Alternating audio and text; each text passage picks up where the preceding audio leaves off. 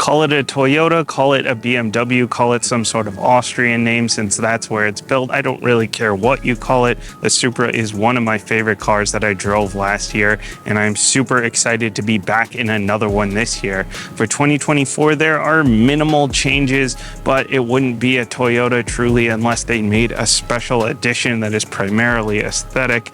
And this year we have the 45th anniversary edition. Let's go ahead and take a look.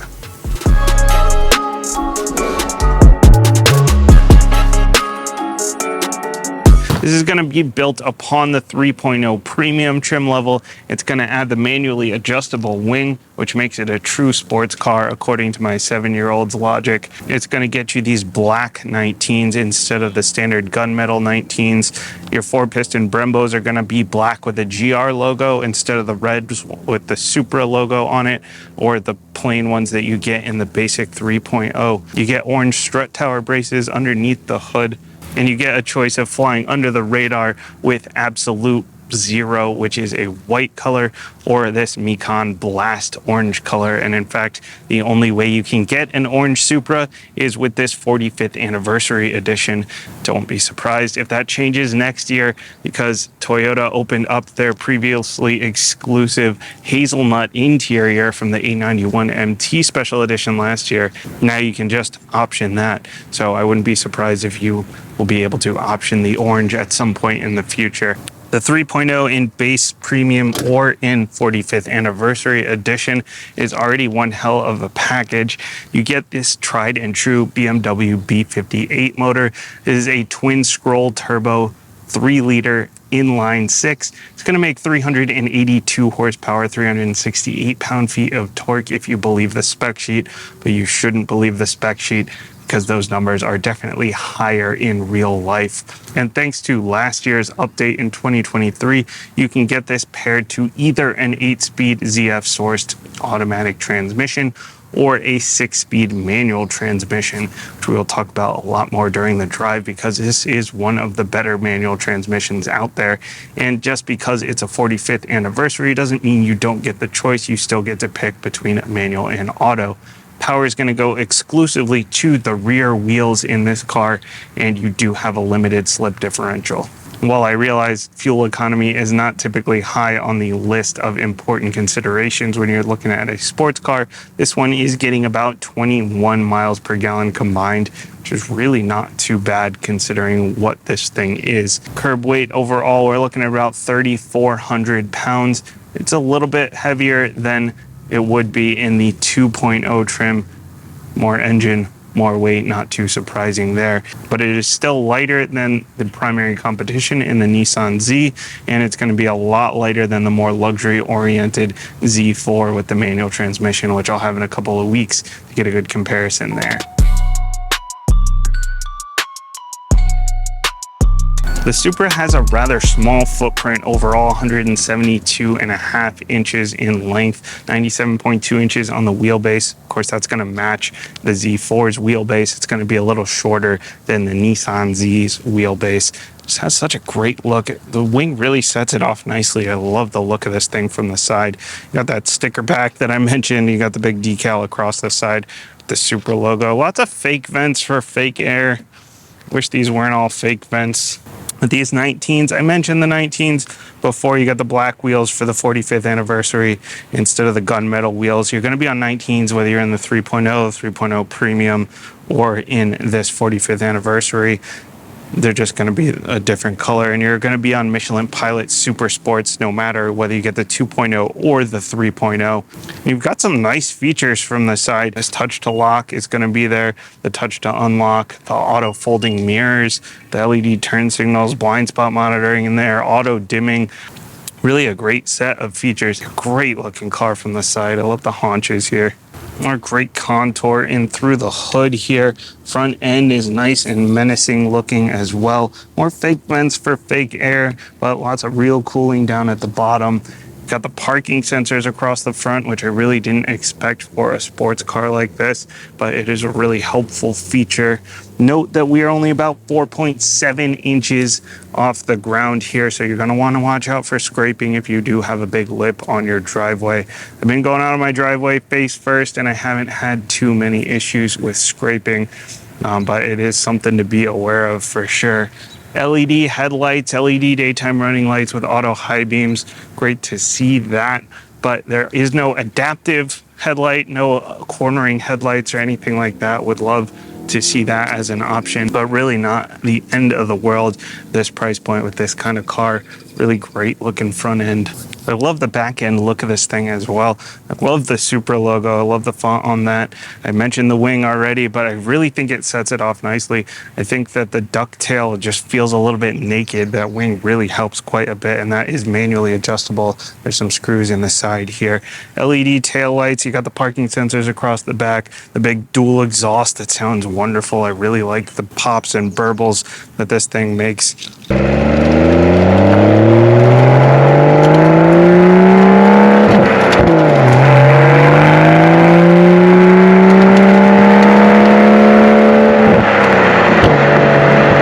Pull out your BMW key with a Toyota logo on it, and you can pop this lift back up into tons of space.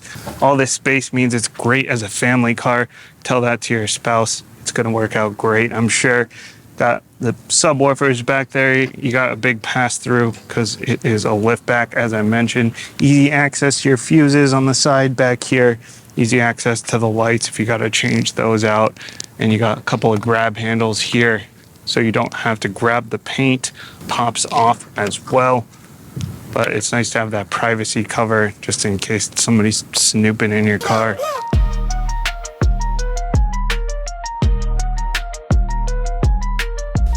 The inside of this coffin is, well, tight, but at least it is comfortable. If you're on the tall side, you might run into some issues unless you're all leg, because I do have plenty of room to move backwards. I'm only 5'7", so I've got no issues here.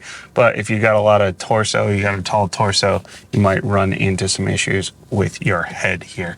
But these seats themselves are super comfortable. These are some of my favorite seats. Very supportive, adjustable bolsters, which I always love to see. Adjustable lumbar support and memory. It doesn't even matter if you're in the base trim.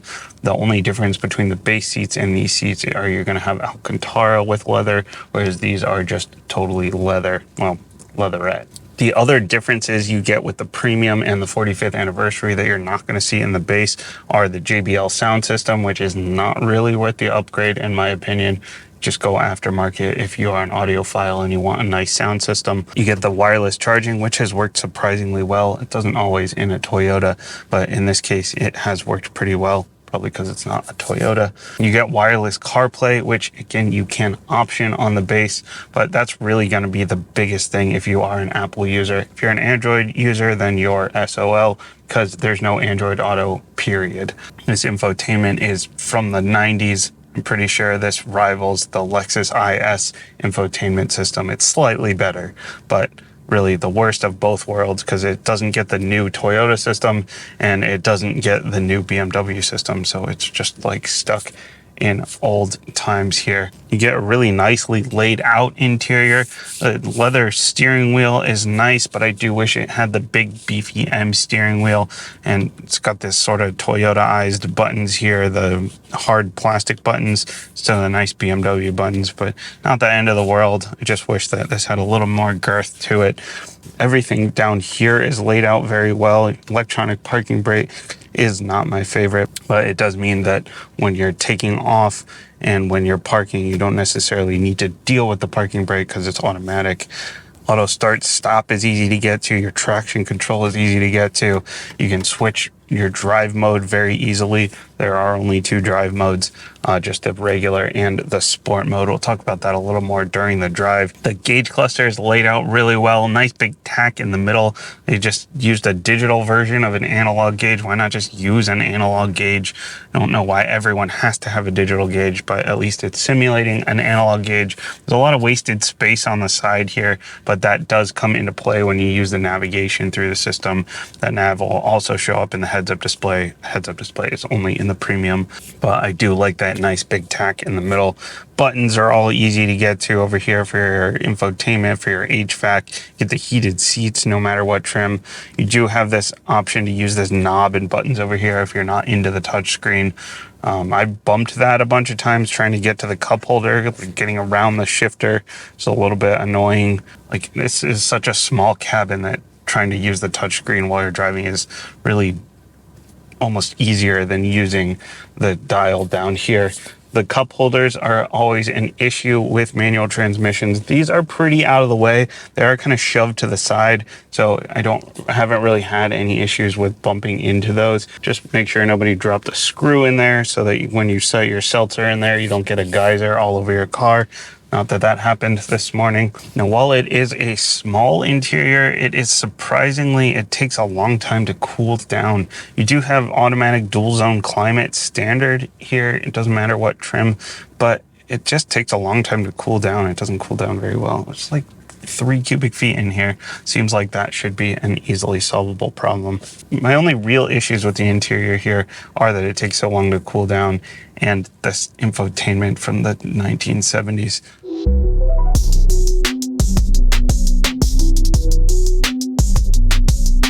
God, I love driving this thing.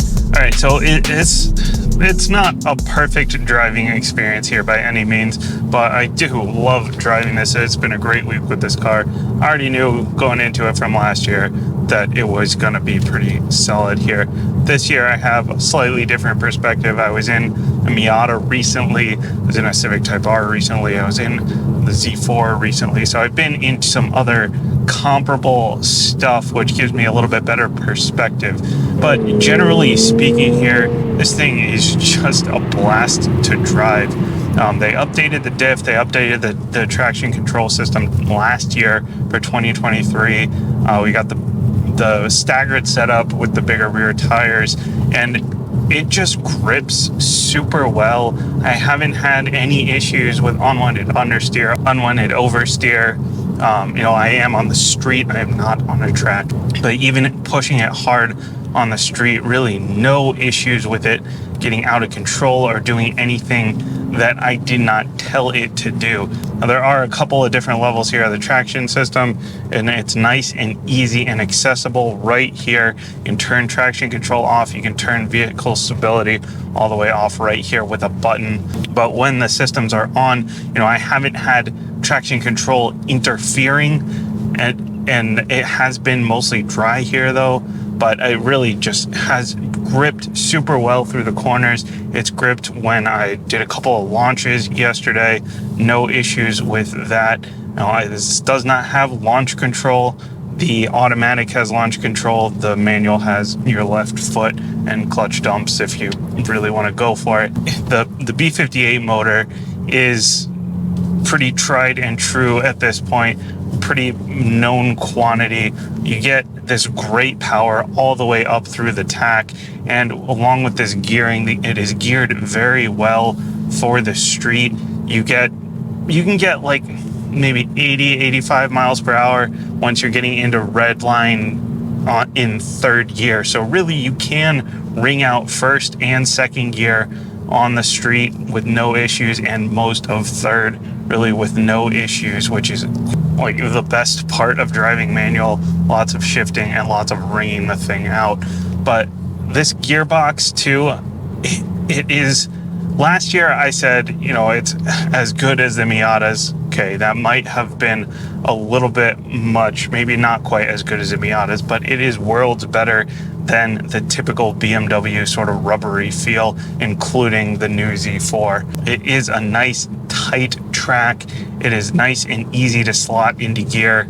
requires a little bit of muscle, so you know you're working for it a little bit here. But I do wish that it didn't have that BMW lockout for reverse, because if you're sitting in traffic or something and you realize traffic got away from you, maybe you're distracted by your passenger or whatever, and you're like, oh crap, I gotta get into first.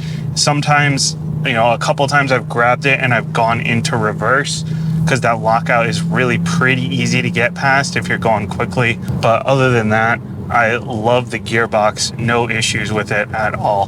The clutch is, it's pretty on par in terms of lightness with a lot of the other modern clutches. It has that sort of like assisted feel to it, but it's an easy clutch. It's got a little bit of weight to it, enough weight to it that you can feel what you're doing. It's communicating with you a little bit. It's nice and easy to get into gear, to find the bite point. It's not like spongy or anything. The pedal box is nice and tight. It's not so tight that you're like accidentally hitting pedals, but it's tight enough that you can heel toe nice and easily.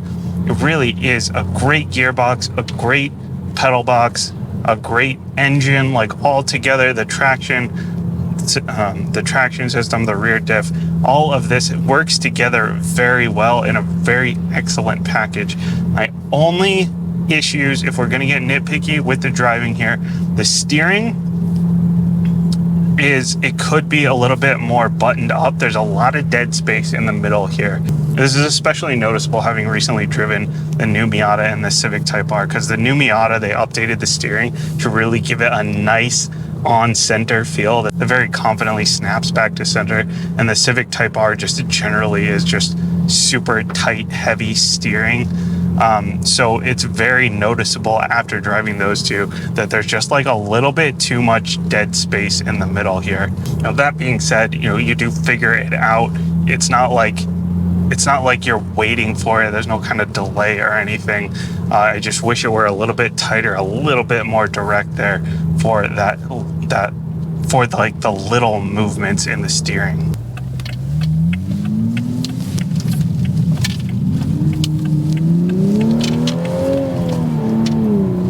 No oversteer at all on that U-turn. I think it just grips. Other sort of nitpicky things, I wish the brakes were a little bit grabbier. I just prefer a grabbier brake. This is probably more personal preference than anything. It will get there. You just have to mash into the brake pedal a little bit more than I would like to before you really get the hard braking. Usually BMW gives you like a grabbier brake, so I'm kind of surprised by that. I mentioned the heel towing is nice and easy. One of my problems with the Nissan Z was the throttle response was so delayed. Like, you had to really dig into the throttle pedal to get a response out of it. And so heel towing was kind of difficult because you were trying to time things, and the timing didn't quite line up. Whereas here, the throttle is very responsive. The throttle pedal is very responsive. So that makes it nice and easy to heel tow, nice and easy to get off the line. Really, it's just a great driving experience overall. Now, when it comes to the daily driving, there are a few things here. It does have auto rev matching. If you want it, you can turn that off, but unfortunately you have to be in sport mode. I wish you could just turn that off in the regular comfort mode. But the sport mode is configurable, so you can adjust the suspension, you can adjust the steering and all that in your individual sport mode, and you can turn off the rev matching, but it is all through the system. There's no rev matching off button or anything like that. But if you're a new manual driver, or you're just feeling lazy, or you're daily driving and you don't want to deal with rev matching or downshifts, it is a pretty seamless system. It works pretty well. It also has auto start stop, which is a little bit weird for a manual, I realize, but they're starting to add them more and more. Like the Civic Si has it. But in a manual, it's actually less intrusive, honestly, because when you come up to a stop, you come to a light or something, you come to a full stop, the engine will turn off, but then as soon as you shift into first, the car's back on and ready to go, so you're not waiting for it to spark up or anything. It just you look around and you think who here thinks that I just stalled the car? Kind of feel like an idiot maybe for a second. because it seems like you stalled it because the car just shut off. But outside of that, I mean, it's a pretty seamless system, not super intrusive.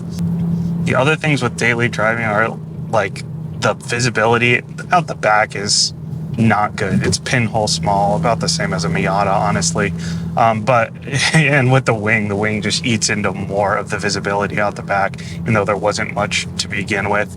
But out the sides is really good because we have these long doors with the long windows, so no real blind spot issues. And plus it has the blind spot monitoring because this one has the driver's assist package standard, being the 45th anniversary edition. With a sports car, I always like to have the blind spot monitoring. It's just extra peace of mind, especially like if I'm driving my kid around or driving somebody around. It's just really nice to have that extra like peace of mind, you know. Plus it's got the front and rear parking sensors, which are great if you're not used to something with like a super long hood and like a short back, and you're like sort of getting used to, you know, where the front and back of this car are. Not as much of an issue as after you've owned it for a little while, but definitely nice peace of mind for like when you first get the car or your first couple of weeks or your test drive or whatever. Now, I mentioned the adaptive variable suspension. It does have that adjustable suspension, and in comfort mode, it's not too bad as long as you're not on super rough roads. As soon as you start getting into rougher roads, it does get kind of rough. Like I've gotten air a couple of times on some of these pretty bad roads, but luckily the seats are really good and really supportive, so that does absorb a lot of it, but it can get a little bit uncomfortable at times. But if you're an enthusiast or you're somebody that's used to driving something that's a little bit on the rough side, then I'm sure you'll have no issues. It's got cruise control, regular cruise, no adaptive cruise, unfortunately. You can get the radar cruise if you get the automatic transmission, but here you just get the regular cruise control if you option the driver's assist package or standard here on the 45th anniversary. And that works fine. It's also got the latent shove assist. Really, generally speaking, it's got all these driver's assist and like safety features, but they don't get in your way. I really haven't had any issues where it was like too much beeping or too much shoving or anything like that. Like you get a little bit of a vibration through the steering wheel if you start to go out of your lane. It'll give you a little icon in the heads-up display if you start getting too close to somebody. The blind spot monitoring doesn't like beep at you harshly or anything. It just gives you a little indicator. So really, like all that stuff stays out of your way, which is really kind of what you want if you're in a car like this. You want it to be there when you need it, but not be in the way when you're trying to just have a good time, you know.